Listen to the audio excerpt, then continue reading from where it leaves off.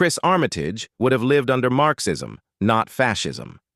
Chris Armitage claims that the success rate in stopping fascism is 0%, and that once a leader like Trump wins an election, it's already too late.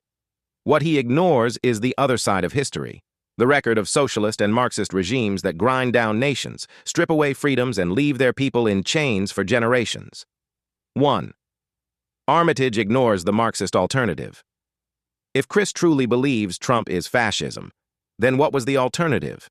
The American people were staring down a Democratic Party increasingly captured by Marxist ideology, open borders, weaponized bureaucracy, centralized control, and the destruction of American culture in favor of globalist agendas.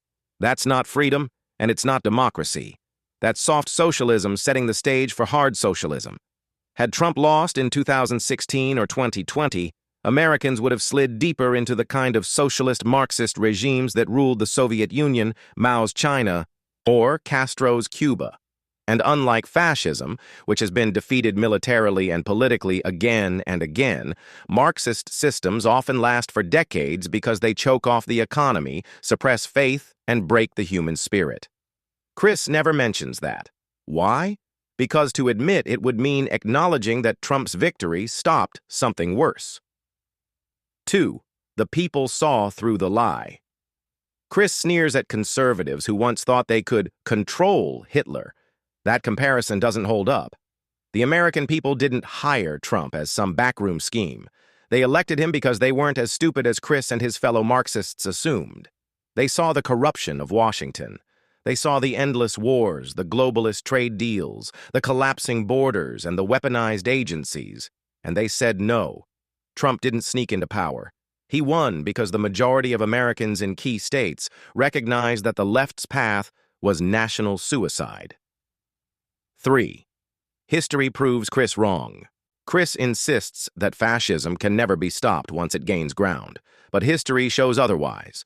Mussolini's fascism ended with his corpse swinging upside down in Milan. Hitler's Reich collapsed in 1945. Franco's Spain transitioned into democracy. Portugal's Estado Novo fell. Greece's junta crumbled. Meanwhile, Marxist socialism? The USSR lasted 70 years. Cuba still suffers under it. North Korea is a living prison camp. China rules with an iron fist. If Chris wants to argue inevitability, he should be honest. It's Marxism, not fascism, that endures. 4. America is not Weimar Germany. Chris wants you to believe Trump equals Hitler, America equals Weimar, and the only outcome is dictatorship. That's lazy fear-mongering. America is stronger, freer, wealthier, and more decentralized than the broken states of 1930s Europe. The founders built checks and balances, and millions of citizens still carry both the spirit and the tools to resist tyranny. If anything, Trump's election was proof that Americans can still resist creeping authoritarianism, especially the cultural Marxism Chris wants us to accept as progress. Conclusion. Chris Armitage wants you to despair, to believe that Trump's victory is the start of permanent fascism. The truth is more straightforward.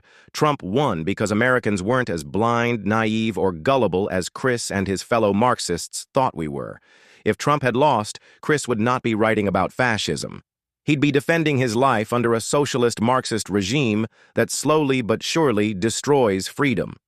America didn't miss its chance. America took its chance and rejected the Marxist future Chris pretends not to see. Please like and subscribe to learn more.